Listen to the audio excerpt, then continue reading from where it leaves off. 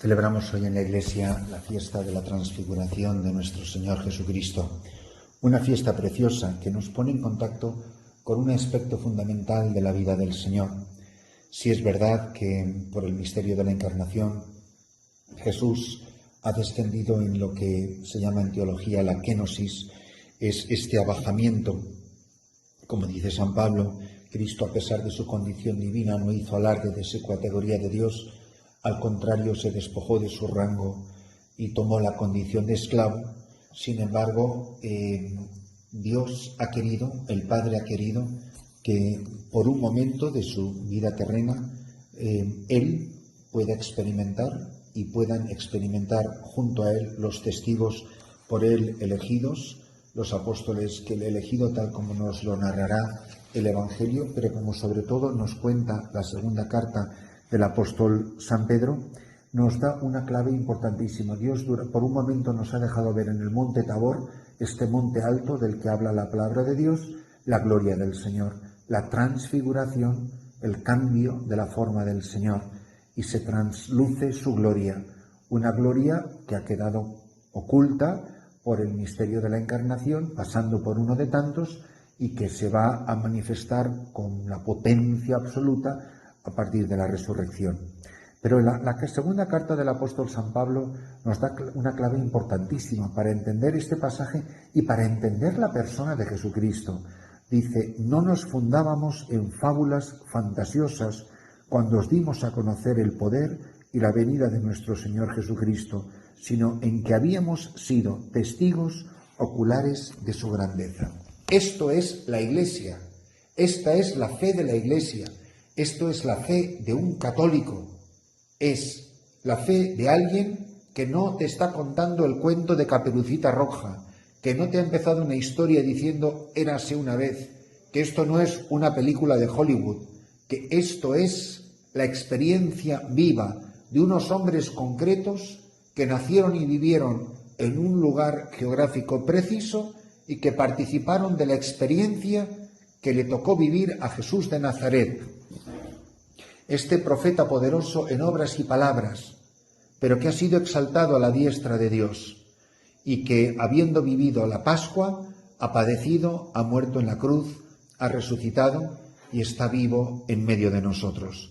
Y esto es lo que testifica el apóstol Pedro, que nuestra fe no se fundamenta en fábulas fantasiosas, sino en hechos de los que ellos, los testigos oculares de su grandeza, han podido relatar y dejar por escrito, porque Él recibió de Dios Padre honor y gloria cuando desde la sublime gloria se le transmitió aquella voz: este es mi Hijo amado en quien me he complacido. Y esta misma voz, transmitida desde el cielo, es la que nosotros oímos estando con Él en la montaña sagrada. Así tenemos más confirmada la palabra profética, y hacéis muy bien en prestarle atención, como una lámpara que brilla en un lugar oscuro, para que despunte el día y el lucero amanezca en vuestros corazones. Es decir, dos cosas. Ellos han visto la gloria del Señor en la transfiguración y además han escuchado una voz. Han visto y han oído. Este es mi Hijo, el amado, en quien me he complacido. Estas son las palabras claves, porque esto es lo que el Padre dice de su Hijo. Este es mi Hijo, el amado, en quien yo me he complacido. Ellos han oído una voz que da sentido a la visión, porque no solamente han contemplado un fenómeno del todo extraordinario, sino que la voz es la clave de interpretación del acontecimiento que están contemplando. Si ellos no hubieran recibido esta voz, no entenderían lo que están viendo.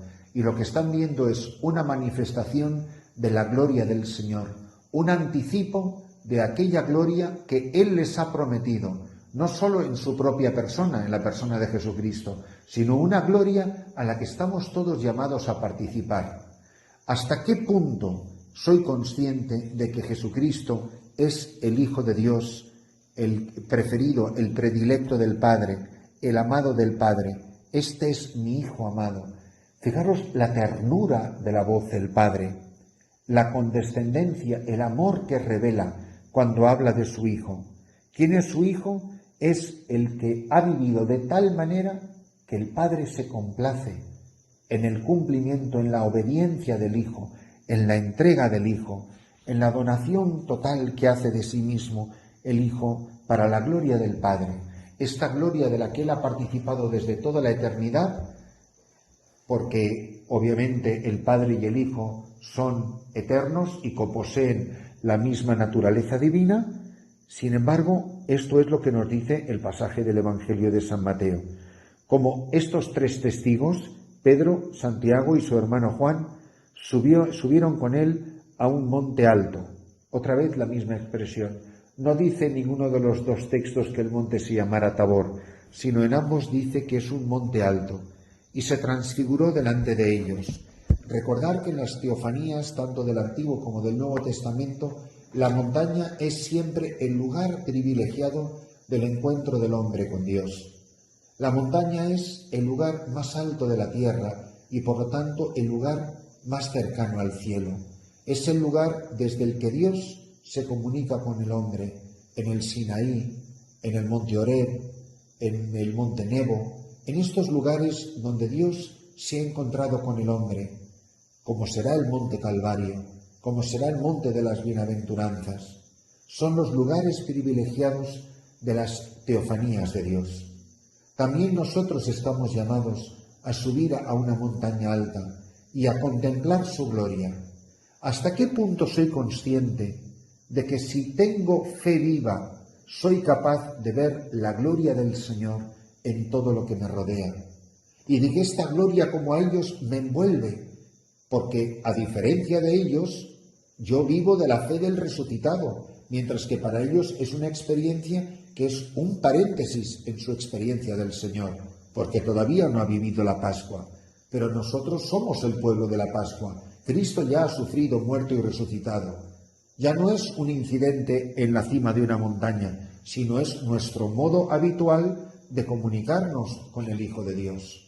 Esta gloria de la que participa ya plenamente la Santísima Virgen María, participan los santos, participan los ángeles, que participan de la gloria de Dios ya de manera perpetua. Es la gloria que ya está presente, aunque no definitivamente presente, en medio de nosotros por la experiencia que tenemos de fe en el resucitado. Y estas palabras tienen que seguir resonando en nosotros, porque si es verdad que en la cima del monte la gloria del Señor también envuelve a los testigos, en la medida en que nosotros somos testigos de Cristo resucitado y damos testimonio de Cristo en el trabajo, en la familia, en el sacerdocio, en la parroquia, en el hospital, en la cárcel, en la calle, en el cine, en el teatro, en la oficina, donde quiera que se desarrolle nuestra vida, donde quiera que demos testimonio, ahí escucharemos la voz del Padre que nos dice: este es mi Hijo, el amado, mi predilecto, en quien tengo mis complacencias. Es verdad que diremos: Maestro, qué bueno es estar aquí. Qué bueno es que estemos aquí. Vamos a hacer 3 tiendas, es decir, quedémonos aquí para siempre.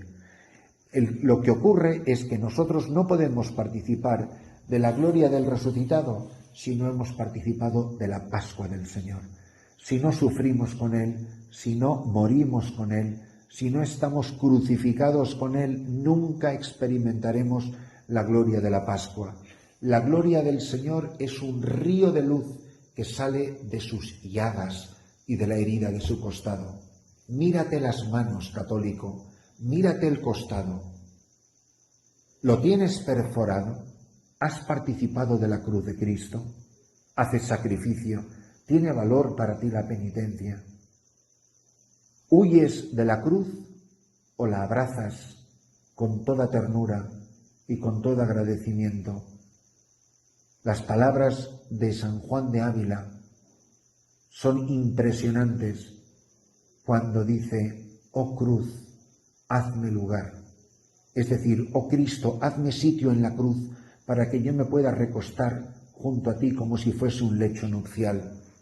O la poesía de San Juan de la Cruz cuando dice: allí,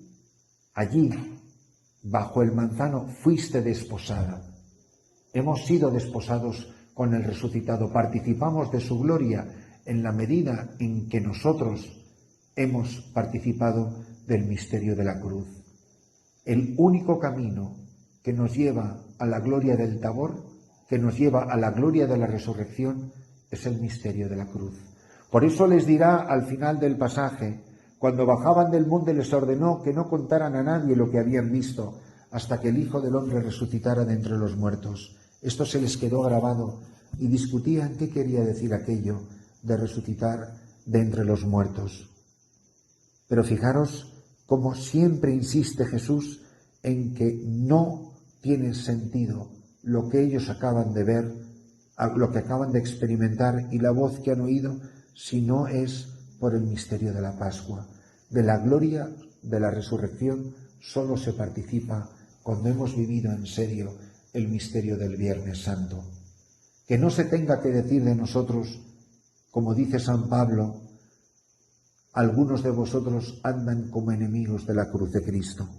Muy al contrario, que nosotros, abrazados a la cruz, besando la cruz todos los días, experimentemos que también a nosotros la nube de su gloria nos envuelve y también nosotros, como Él y con Él, quedemos totalmente transfigurados por el amor de su gloria.